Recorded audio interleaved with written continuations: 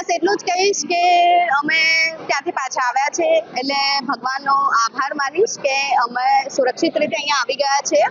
આટલી ગંભીર ક્રિટિકલ કન્ડિશનમાંથી પણ અમે બહાર નીકળીને આવી ગયા છે એટલે ભગવાનનો આભાર માનીશ કે અમને આટલી મુસીબતમાંથી બહાર કાઢ્યા. પ્રશાસન ત્યાંનું બહુ સારું હતું અને ત્યાંના સ્થાનિકો પણ સારા હતા જેમને અમને મદદ કરી હતી.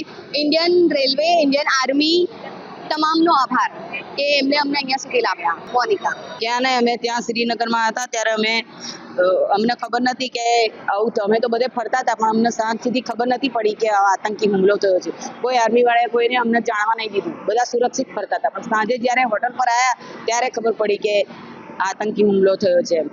અને પછી બધું બીજા દિવસ તો સવારે બધું બંધ જ થઈ ગયું. ના, ગવર્મેન્ટ વાળા સારા હતા, ત્યાંના આર્મી બી સારા હતા. સહેજે ચિંતા ના કરશો, કોઈ બીક નથી, અમે બધા તમારી સાથે જ છે એવું અમને બહુ સપોર્ટ કર્યો. પટેલો વાળા, ત્યાંના શ્રીનગરના લોકો પણ બહુ સારા છે, એમણે પણ અમને બહુ સપોર્ટ કર્યો કે તમારે કોઈ ચિંતા કરવાની જરૂર નથી, શાંતિથી બેસી રહો એમ. ના, એ લોકોએ અમને સપોર્ટ કર્યો છે. અહીંયા લોકોએ બધાએ. સપનાબેન ફરમાન. આજે જે 20 પરિવારો જમ્મુથી હેમખેમ પરત ફર્યા છે, ખાસ કરીને વડોદરા શહેરના સાંસદ ડોક્ટર હેમાંગભાઈ જોશીના પ્રયત્નથી આજે આ શક્ય બન્યું છે. મોટે ભાગના પરિવારો અનુસૂચિત સમાજના હોય અને હું વડોદરા શહેર એસસી મોરચાનો પ્રમુખ હોય, આ લોકોએ અમારો પણ સંપર્ક કર્યો.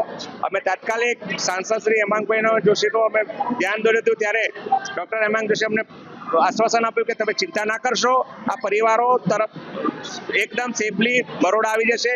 અને આજે તમામ પરિવારો અત્રે વડોદરા આવી ગયા છે કારણ કે જે પણ એમને સાંસદે મદદ કરી તેમાં રાજ્ય સરકારે પણ આમાં ખૂબ જ ઇનિશિયેટિવ પગલાં લીધા.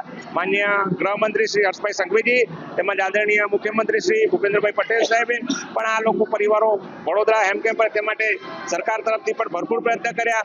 કેન્દ્ર સરકાર તથા રાજ્ય સરકારનો પણ આભાર માનીએ છીએ કે આ પરિવારોને પરત વડોદરા લાવવા તેઓએ બનતા પ્રયત્ન કરીને આજે આ પરિવારો વડોદરા પહોંચી ગયા છે.